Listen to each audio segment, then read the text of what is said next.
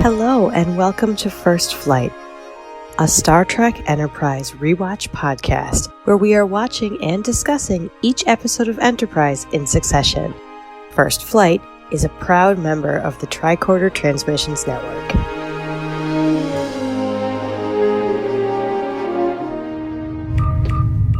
This is Commander Tucker of Enterprise. We've got some information you're going to want to hear.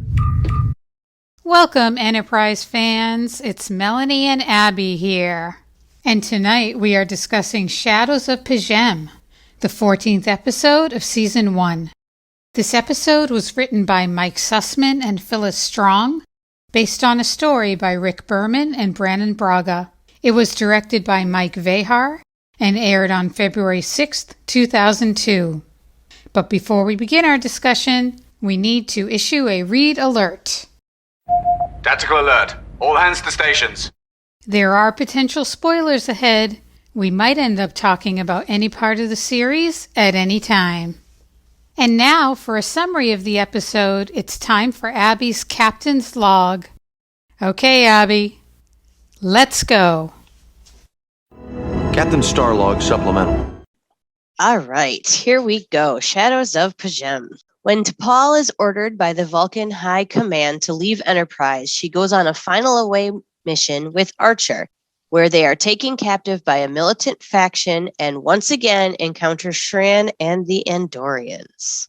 All right, it's time to deploy our subspace transmitters and get into this episode.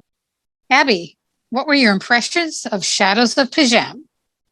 Well, the cold open, this is a fantastic one. To see Saval and Forrest and the repercussions of what we saw back in the Andorian incident with the sanctuary at P'Jem, fantastic. This is those little bits of the serialized storytelling that Enterprise will get so good at by the end, starting to pop up in halfway through season 1. So that is wonderful to see. And wow, a lot went down in this cold open. A lot of changes between the relations between Vulcan and the humans. Good on Forrest for sticking to his guns against Saval. But wow, what a snappy bunch of dialogue and what a lot of exposition in a very short amount of time. Yeah, I agree with you. I think this is probably one of my favorite cold opens.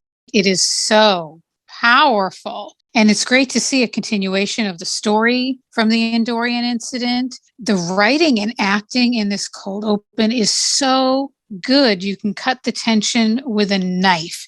And I love all of Forrest's responses when he says things like, with all due respect, I disagree. And, you don't make the command decisions here and things like that. He's respectful yet firm. He has the perfect answers.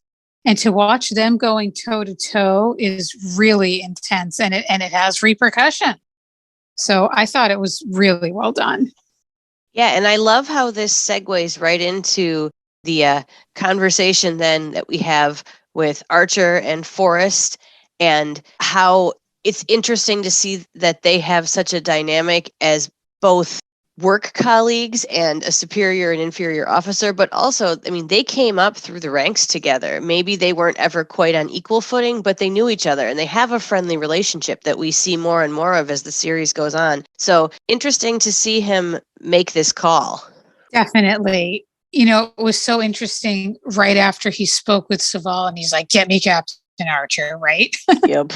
I was having some of the same thoughts you were. I definitely got this vibe that Forrest is his superior and Archer knows that, but they also do have this camaraderie and friendship that you were speaking of, where Archer doesn't necessarily say, yes, sir, in this scene, but he does get dressed down a bit from Forrest, which he has to do. Yeah. Forrest does see both sides of it. Obviously, he sides with us, but when he says the Vulcans may have a point about these Andorians, and then we have Archer with his firsthand experience with Shran. So he's the one out there doing it. And Forrest respects that, but he has to walk that line and have that balance of reining Archer in while also supporting him. So I thought that was really interesting. Yeah, and I wonder a lot of times if Archer and Tran's relationship is one of my favorite parts of the series. I think it is beautifully done and it grows in such nuanced ways.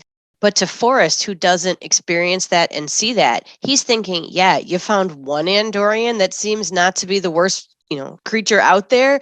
Is this how it's typical? Because all he's heard from the Vulcans is Andorians are terrible. They're awful. They're warmongers, almost as bad as the Klingons. So it seems a little sketchy to him. And that's not a bad assessment from what he knows from his vantage point. Exactly. And I think when they're talking together in this scene, you can definitely tell that Archer is still harboring his, I don't know if I want to call it prejudice or bad feelings towards the Vulcans. That's definitely still coming out here in that scene. And, he's working on that. It's still a journey. It's still a work in progress. Well, and I think it would be silly if it wasn't, because we don't like to see our characters just snap their fingers and they're over things. He's had a lot of experiences with Vulcans, not all of which have been eminently positive. So he needs to take what he's learning and seeing and evolving, but he's not going to forget what has happened to him. It's one of those forgive but not forget kind of things. And I think that's where he's getting to, but he's partway along that path. So it's not a straight line. Absolutely, I agree. And I totally get that. And it's so interesting from Forrest's perspective because he has to have that balance. He's a supervisor, so he wants to support Archer because deep down he's probably feeling like, heck yeah. But then he has the political pressure of Saval and the suspension of the Vulcan Earth joint missions. Forrest is in a really tough position here. And I like that they have this camaraderie and this friendship and they can talk to each other this way. And I thought that was just a really well done scene. Yeah, and I think that's a nice parallel to how he talks with Trip in just a few scenes later about how he's pranking him. Archer is pranking Trip and talking to him about the away mission and all this and that. Two different relationships that we see Archer in both sides of, one where he's the person in charge and one where he's not. And interesting to see his relationship with both of these men who he's known for a long time and that he can be more open and honest with. And I have to say that I am not a fan of this prank. I like when the crew pranks each other. It makes them kind of feel like a family. But this one went a little too far for me with Archer. And maybe it's just because he was talking with his mouth full the entire time, which is a personal pet peeve. But I do really always like seeing Trip and Archer back and forthing with each other like people, not just like officers. And that was in here. We saw those layers. Yeah, that prank was interesting. Poor Trip, that look on his face. He looked so sad. I know, he's so sad. Just one more thought about the Forrest situation, just because I love his character so much. When he says to Archer, when Archer says, how did the Vulcans take it? And he said, not well. Yeah. What an understatement. That was just, the cold open into the Archer and Trip scene really sets the tone that we can tell that this is going to be a high quality episode. Yeah. And then segueing right into the Archer and T'Pol scene where they're in the ready room. And he's trying to talk to her about what's going on and her being recalled and Pajem. And there's a lot going on there, too. And this is a newer relationship for Archer and for T'Pol as well. And to see how they react to each other. And you can see at this point, they can read each other pretty well. It's not shocking to either one of them what they're thinking or what they're saying, but they're both pretty steadfast in their positions at this point. And that's typical, but another interesting dynamic to explore with Archer and his relationships with the people he sees most often. Definitely. And I thought this was another great scene, well acted. I like what you said about knowing what they're thinking, because even though T'Pol is being incredibly logical and saying things like with you for 48 more hours, and it was illogical to assume that I would stay here indefinitely, even though she's saying all those things, I can't help but think that deep down she must be bummed out. What do you think, Abby? Yeah, I think so too. But I think, this is T'Pol and this is early in our journey with her. So she would deny that left, right, and center for sure, that she had any feelings about this and it was all logic. But by even the end of this episode, you see that T'Pol, she doesn't ever lie, but she's not always 100% honest with herself about the depths of her feelings, emotions, reactions, all that. And you see that starting right here in this scene, and then it comes all the way back around by the end of the episode. And that's just a really nice setup. Oh, yes. Good point. I felt bad for Archer at the end of this scene because he had just spoken to Admiral Forrest, got bad news. Now he's meeting with T'Pol. He's bummed out. He can't win with this one. Yeah, he's having a really rough day. He certainly is.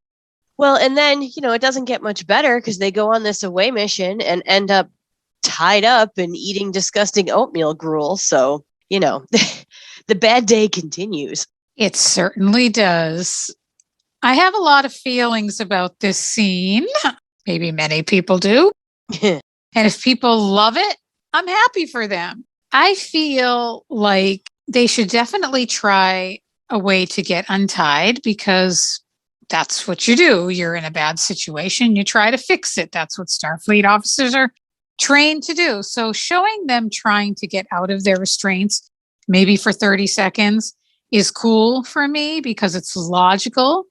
But this long, drawn out scene of them trying to get out of their restraints, they are having an interesting conversation, and I wouldn't mind hearing that without this. But the huge drawn out thing with her ending up falling into his face with her cleavage, just to me felt uncomfortable, gratuitous. I don't know what the right words are, but it was a little too over the top and drawn out for me. And that's the only part of the episode that was kind of like, for me. Yeah, I feel like it's unnecessary.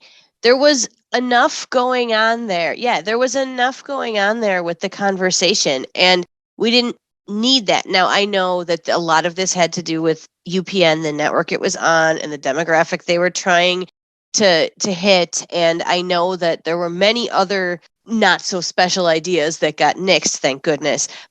But I think that this, especially this first season, they're really heavy-handed with a lot of this.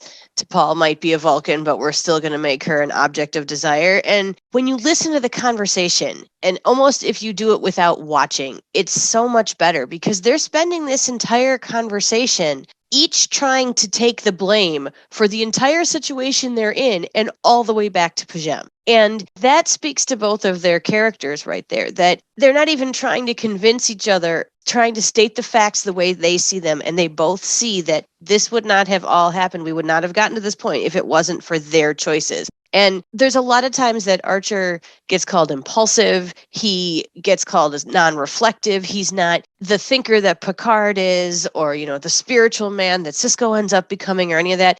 But he does reflect.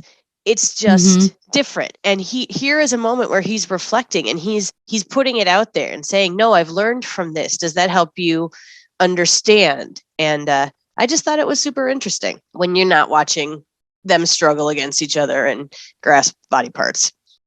Yeah, that was interesting to hear them trying to take the blame. And when he says to her in that previous scene, don't take so much credit. Don't give yourself so much credit.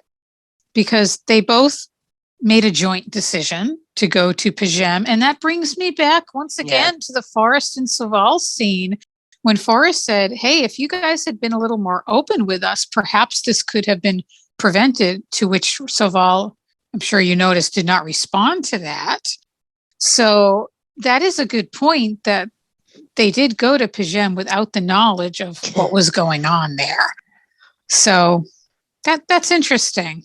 What did you think about Abby when T'Pol came up with the idea of Archer being the steward? I thought that was pretty clever. What did you think?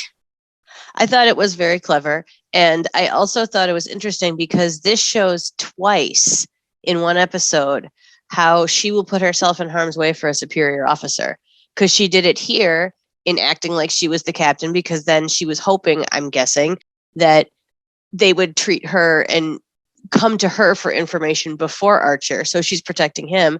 And then at the end, she goes in front of phaser fire for a superior officer. So this speaks a lot to her character and her fast thinking, more than once in the same episode. Good point. So much to respect about T'Pol. Definitely. And then we have that scene with Trip, Hoshi, Malcolm, and Travis talking to the view screen with, do you think that was the actual chancellor of the planet, the woman they were speaking with? I'm still a little unclear on that. Probably. She was at least a high-ranking somebody. The high-ranking somebody. I liked the way that when Trip was speaking with her, they were all standing together as united as a group because they were so concerned about this kidnapping. And I like that that wasn't just Trip sitting in the chair. It was them standing together going, what the heck, lady? Yeah, I like that too. And I also like that you can see a lot of the nonverbal communication going on between them, which is a really interesting thing. And I also think it's interesting because Trip is not a diplomat. I mean, he is the chief engineer, and maybe on Enterprise, he's third in command. But we see that later on in further series, that's not where the engineer usually or ever falls in the ranking of command. I mean, he joined Starfleet to play with the warp engines. He didn't join Starfleet necessarily to be a diplomat and to do these things. He can, but he doesn't have the experience or the training that Archer has in it. I mean, he doesn't, Trip does not weaponize his politeness. He's polite, but it is not guarded. And I really think that's important to realize that he can and will step up, but this isn't his forte. So he's not always the best when put in these stressful situations. I think he gets a little panicky, like you can almost see it. And his emotions are always so close to the surface. That's one of the reasons that I enjoy Trip as a character, that he is oftentimes the character that expresses the emotions for other characters who don't as much, or for those around him. And he's such a good actor, Connor Trenier. He's so natural. He's so easy to watch, and he's so authentic that it makes it easy to watch him do things like this and understand, that was not the best decision. But then again, I understand from Trip why that decision happened. Yes, that's a really good point. He definitely has a different type of command style. You're right. He wasn't really trained for that. And his emotions definitely show all over the place. At the same time, I still have faith in him. I have trust in him that he's making the right decisions. And later, as the show goes on, we see him in command at other pivotal junctures that we'll get to. And he knows what he's doing. I like the way he thinks. And I thought that was a good scene, leading into also the ransom note or ransom call scene where he had to field that as well, which to me reminded me of that scene in the Andorian incident when Shran called up to Malcolm. Yes, me too. It had that same type of vibe here. And I thought that was another well done scene. I agree. And I think it's interesting to see Trip and Malcolm, who we are seeing more and more together as this season goes on, developing that friendship, but also super professional understanding and the respect that they are both so competent and ready to go that when Trip looks at Malcolm and says, warm up the shuttle pod, the look on Malcolm's face, that's my second Porthos pick. Like, it's my backup because that was so good. And both of them just looking back and forth, they were like, you know what? Forget it. We're doing this. And it was... Abby, you're never going to believe this, but that was my backup Porthos pick also. No way. Warm up the shuttle pod. Yep. Which leads us also into Sopek. Sopek being played by Greg Itzin, who I love him. He's one of my favorite actors from 24. He's awesome. It was neat to see him here. The whole time Trip's talking to Sopek, and at the end when he says, I'm sorry, we don't know a thing. And Malcolm's just listening to that conversation. I kept picturing Malcolm internally going, yeah, like fist pumping. Yes, me too. So when Trip looks at him, when he says, sorry, we don't have any information. And then when he looks at Malcolm with the warm up the shuttle pod, you're right. Malcolm is ready to go. He's like, heck yeah. Because Malcolm, always wants to get going down there. So I also loved that warm up the shuttle pod. You could just tell the two of them were like, we're doing this. Like you said, that was awesome. Now, one of my little questions or ponderances that did pop up right around here is, all right, so they're going down on the rescue mission. 2 thumbs up.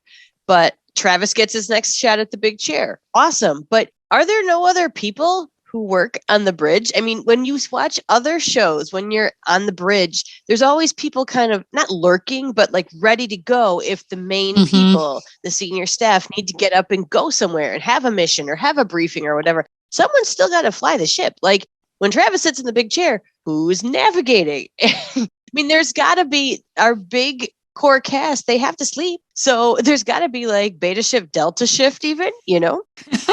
And I just kind of always wonder where they are and how come they're never on the bridge ready to fill in. But that's just a silly little thing. I love that Travis got his chair moment again. Yay, Travis. He deserves it. You're right, Abby. I'm picturing like on the original series when Chekhov gets up or her gets up, like there's always somebody ready to march right over. Yeah. That's a good point. So when Malcolm and Trip go down there again, I was a little surprised they didn't bring a security team. Just the two of them, but that's cool because it highlights, it highlights them and highlights the action of the end of this episode here. I want to call out the cinematography people because, oh yes, first of all, when they are held in that shed, this episode is lit pretty darkly, and I have to say, at some points, it's even almost hard to see what's going on. So they definitely captured that mood. You know what I mean? Mm-hmm. When they're in that shed being held, or whatever that building is, by the Andorians, there are these holes in the shed behind their heads, these little holes in the shed where the light is shining through like lasers. Oh, yes. And it's really beautiful. Mm-hmm. I really liked that shot. Yeah, I noticed a lot of lighting in this one too. And I noticed a lot of shadows, which kind of made me think this is called Shadows of Pajem. I wonder if that was intentional. I mean, think about when later on during the rescue, when they open up that metal hatch doorway side of the building, and you can just see Andorian antenna shadows on a head.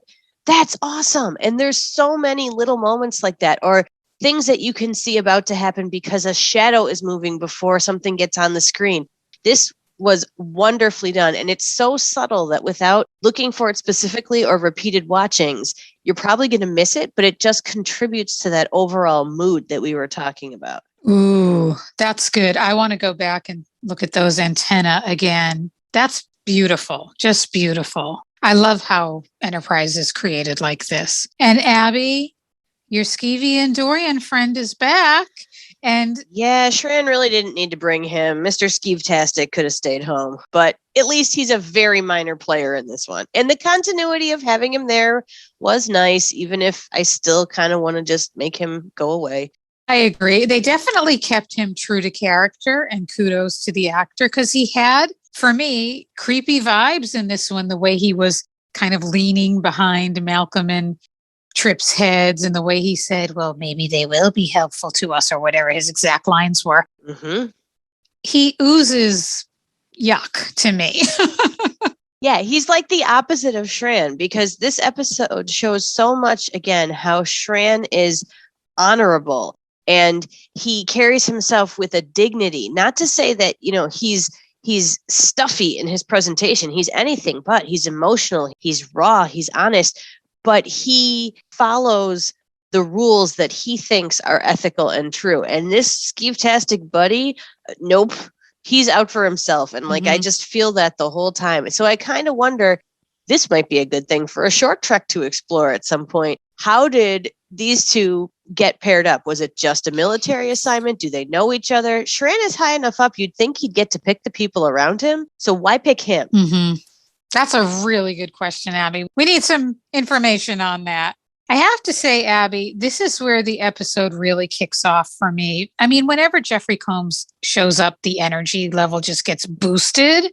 And here's a great example. My favorite parts of this episode are not the Archer and T'Pol parts, but everything else. I'm not saying there isn't value to them. I'm just saying this is where I get really into the episode from the moment Trip says to Shran, what the heck are you doing here, right? And then Shran's doing the exposition of explaining everything about the factions and who's on whose side. And we have friends here and you can talk to the captain and there's an inside guy. Mm-hmm. And here's the map and let's improve those odds. All of that was just super action oriented and interesting. And I love the conversation between Trip and Archer over that little device buried in the oatmeal when Trip says, hey, some guy here thinks he owes you a favor. And Archer's like, he couldn't have picked a better time. There's some great stuff going on here. Yeah, there is wonderful stuff there. And I think that Jeffrey Combs has a particular talent for delivering complex plot exposition in a way that's easy to digest and understand and is still enjoyable to listen to. Like you can just notice it in all the characters that he's played throughout all of the Trek that he's been in. And there maybe isn't a better example of it than here.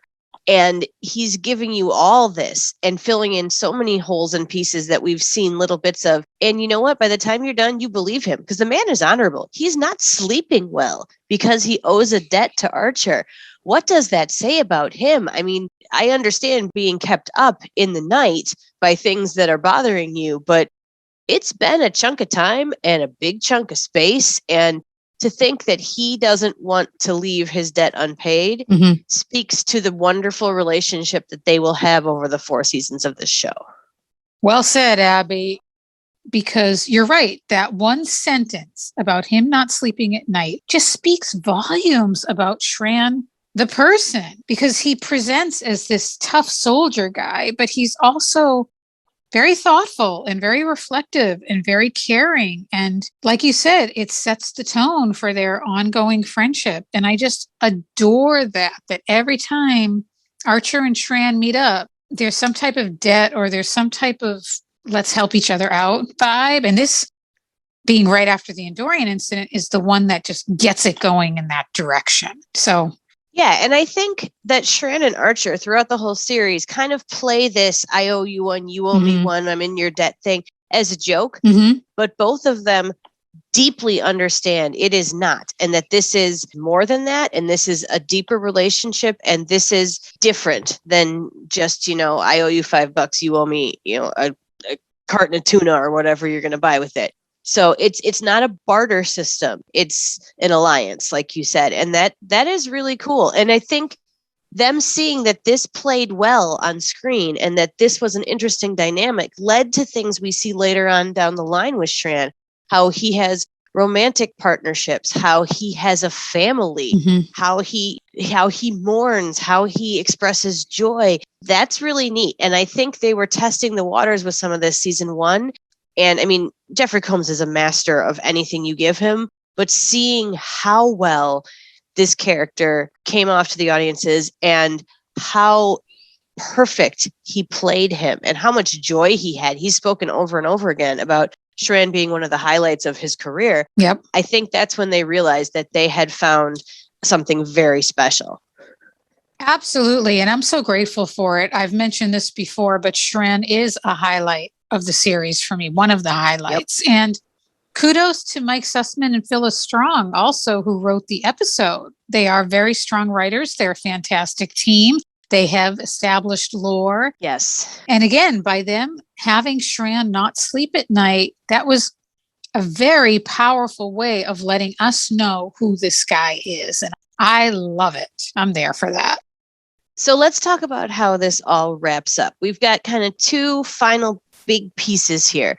The actual final rescue where T'Pol jumps in front of the phaser beam, and then how that concludes in sickbay with everybody and the not quite a lie of keeping T'Pol on board. So I think it's interesting. Like I said before, this is the second time in one episode that T'Pol puts herself in harm's way for a superior. And she was not thinking that doing this was going to end up with her getting to stay on Enterprise or her preferences at all being considered by the high command. She just did it because that's who she is. And this had been kind of a melee. It had been a mess. A lot of stuff had gotten mixed up and not gone to plan. And it was not a clean in and out rescue mission like people thought it was going to be. So interesting how that messiness carries over into the sickbay scene. So once they get into sickbay, I mean, it's interesting to think about this as a first-time viewer and as a repeated viewer. Because as a first-time viewer, you aren't sure that T'Pol is really okay or going to be okay for quite a while into this scene. And you get all the things about Phlox and Archer and everybody arguing back and forth. And the Vulcan captain is saying, I have to take her. And there's a lot going on there. And Phlox doesn't lie when he says that she shouldn't be moved. But, he's not being fully forthright, which I think is the coolest part about this, is that totally parallels exactly what T'Pol is doing. And she has shown over this half of a season that we've had so far that she will buck Vulcan tradition. And I mean, she's done it in a couple really big ways. I mean, she broke off or postponed her engagement. She took them to Pajem and everything that happened there. That's not the typical Vulcan that we expected, especially as someone who was put there from the high command.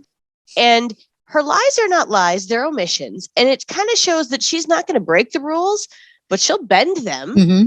And it also connects back to when they were on the boomer ship and the kids are playing hide and seek. And she kind of covers for that girl by saying that she didn't know which child was named Nadine, which was true. But she also knew she was letting this little girl not be discovered in the game. And that is such an interesting part of T'Pol.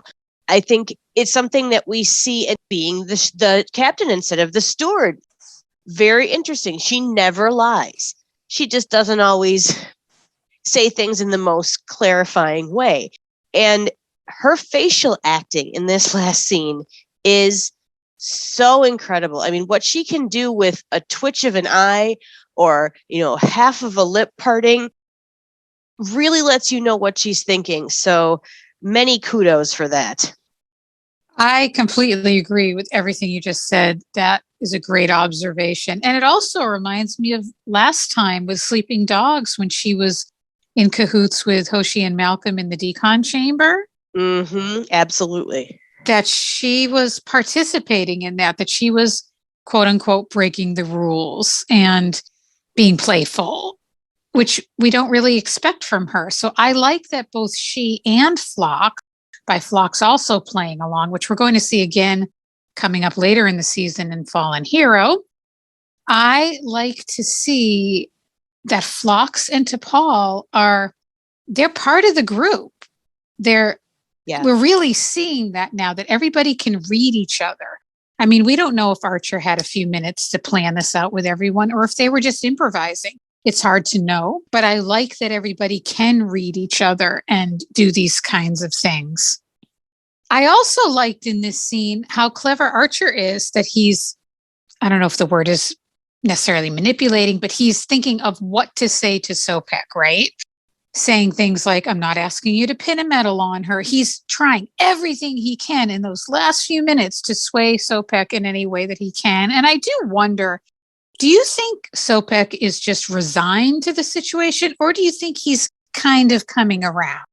I think, again, hard to know because you can see it from either end. I think he didn't ever really want to do this mission to begin with. Mm-hmm. And so if he has a reason to be done with it and say somebody else can go pick her up in a few days or whatever, or not, then I think that he might see it as the way to just move on and be done with this chapter, because he seemed to find the whole thing distasteful the whole way through. So, but then again, she's not recalled, so he must have come around a bit. Yeah. I love when T'Pol says, I would be violating my doctor's orders. That's a great line. And speaking of T'Pol, I just have to mention, we definitely see it in this episode. I can't remember the exact moment. My apologies. But you know how T'Pol has this habit of answering a question with a look on her face? Oh, yes. Somebody asks her a yes or no question, right? And she responds by slight tilt of the eyebrow, like, you figure it out. Yes. And a sip of tea if she's got it. Exactly. That's definitely becoming her trademark. And I find it very endearing, but sometimes I also just want to know the answer. I agree. So I do have to say, if she was stuck in sick bay for 24 hours like that, which great, because then she gets to stay on the ship, she lays back on the bed and just stares at the ceiling. And the last thing I think on this final shot of the episode is, man, I just want to give her a pad so she can read a book or something, because that'd be a long time to stare at a ceiling. I don't think she'd let that time go to waste, and I don't think you can meditate that long. That is a really good point. She needs something to do. Well, now it's time for Porthos's pick, which is our favorite part of the episode. Abby, what's your favorite part? All right, so regular listeners know I pay attention to what they are eating. And okay, while the fact that T'Pol is literally eating a plate of raw cut up vegetables like carrots and celery and broccoli, and not even any like snap peas or tomatoes or anything interesting, I love the scene with T'Pol and Phlox, not just because he steals her celery again, but the two of them together. I think it's so interesting to see the two non-humans building this relationship, little scene and little bit at a time throughout this season. And they've come to really trust and respect each other. And he says things to her that nobody else could, because he sees it from a perspective that nobody else does. And I think that him asking if she agrees with the assessment of the High Command is the first step in her making the choice to choose to stay and to bend those truths in the last scene. And it's a beautiful, beautiful moment. Aww. I love seeing the two of them together also. He has that counselor role that we've talked about. Mm-hmm. They're having a wonderful conversation. And you're right. He does ask her those reflective type questions. He knows just what to ask to have her think deeply about what's happening. He just knows the right things to say to get people to reflect in, again, a not kind of pushy way. I love that. Yeah. So that's a really great pick. So what's your pick tonight? Okay, Abby. For the first time in 15 episodes, 14 episodes, I have the same Porthos's pick. So that's awesome. I was just thinking just now, just like on Trek ranks when they have the Defiant torpedoes, we need some type of sound bite. So let's hear those dogs bark again. Woohoo! Abby, this is my favorite part for all the reasons that you described so eloquently. I love this conversation that they're having. And I really like at the end when he talks about the going away party. And we know that that's not an expression that Phlox is familiar with. So I love the intonation he says when he says it. Like, yes, it's a going away party. It was just the cutest darn thing. And I'm glad that T'Pol got to stay, but it would have been really interesting to see her going away party and see who planned it and what they had planned. But in all seriousness, I love most all of the scenes between Phlox and T'Pol in the series of Enterprise, and this is no exception. It's a beautiful scene and was definitely my favorite part as well. Beautiful. I love it that we're on the same vibe tonight. Accessing library computer data. And now it's time for the sharing of some trivia. Abby, what can you tell us about Shadows of P'Jen? Well, this is not the first time that we see Saval and Gary Graham, who plays him, but this is the first time that I think it's really interesting to see his characterization come out more. And to know that this actor was once considered for both the roles of Benjamin Sisko and Captain Catherine Janeway. And that just makes you stop and think and ponder the what ifs for a moment there. I did not know that. Wow. I knew that Dominic Keating was considered, I think, for a role on Voyager before he got Enterprise. I could be wrong about that. But I never knew that Gary Graham was considered for those two captain roles. That is really, really interesting, Abby. Yeah, I thought so too. And I'm so glad that they finally found the right role for him, because it is a very memorable role, especially for someone who's just a reoccurring character. Oh, yeah. And as the show progresses, our listeners are going to be hearing a lot of me gushing about Saval. He's one of my favorite characters, and I love his journey and his arc. So good stuff to look forward to there. So what's your trivia tonight, Melanie? My trivia is a callback to Star Trek, the original series.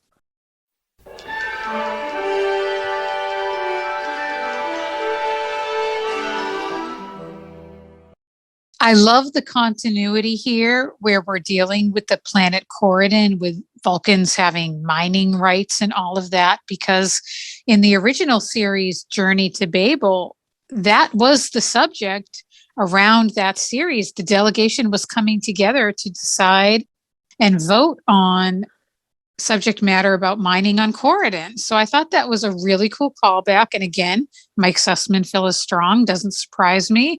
And I loved that.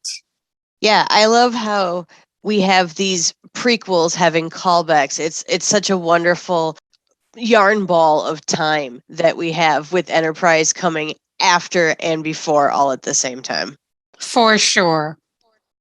Transfer of data is complete. Well, we've arrived at our Vulcan's verdict. On a scale of 1 to 10 grapplers, how do you rate this one, Abby? I really enjoy this episode. I love how it builds on the story that we started in the Andorian incident. I love how we've got good character moments. I like that we again see the Vulcan, Andorian, human kind of balance in the relationship. And hello, it's full of Shran. So that always makes an episode go up because he's just the best thing on the screen every time he's on it. And while this feels like the middle of a story, it's a page turner because you really want to know what's going to happen next, because it is obvious that things are going to happen next and that they're going to not let this thread kind of fade away. They are following through. So this one gets 8.5 grapplers from me. Okay. It is a page turner. That's a great description. I also really love this episode, with the exception of the untying of the restraints, which we've already discussed.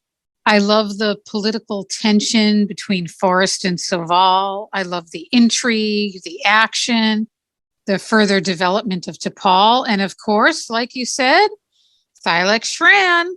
So I also gave it 8.5 grapplers, and Abby, we matched on Porthos and grapplers this week. Woohoo!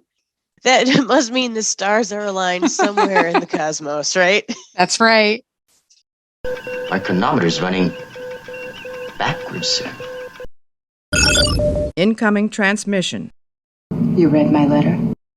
Well, we know what that means. It's time for Daniels to send us back in the timeline so we can hear some of your thoughts. Abby, what do you have for us tonight?